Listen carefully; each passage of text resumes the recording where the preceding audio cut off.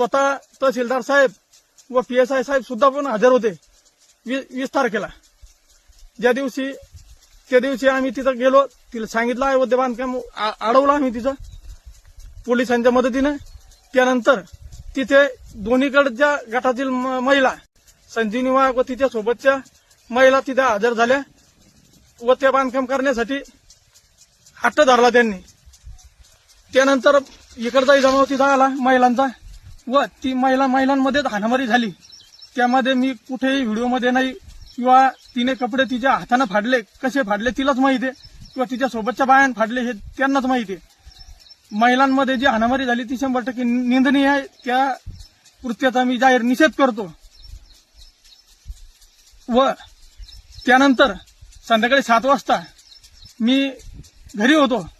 त्यानंतर संजीवनी वाघ, तिचा भाऊ, तिचे दोन्ही भावजाया माझ्या घरी आल्या.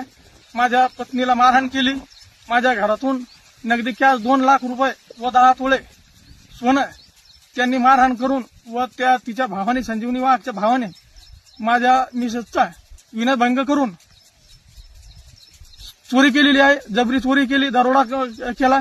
त्यानंतर माझ्या गावातील वातावरण हे कसं दूषित करता येईल याचा पुरेपूर हा पूर्वनियोजित कट होता.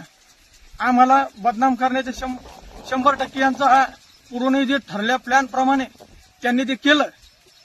व जे काही तिथे राजकीय पुढारी आले, जे कोणी नेते आले असतील, त्यांनी कृपया करून त्या मागची पूर्ण सत्यता अगोदर जाणून घ्या व सत्यता जाणून घेतल्यानंतर त्यामध्ये जर मी दोषी खरोखर असेल तर मला तुम्ही जी शिक्षा द्याल ती मी शिक्षा भोगण्यास तयार आहे. त्यामागची खरी सत्यता ही अशी आहे. पण ती वातावरण निर्मिती वेगळी केली, समाजाला बदनाम केलं, गावातील लोकांना बदनाम केलं. माझी जर मागचा इतिहास बघायचा असेल तर मी 2022ला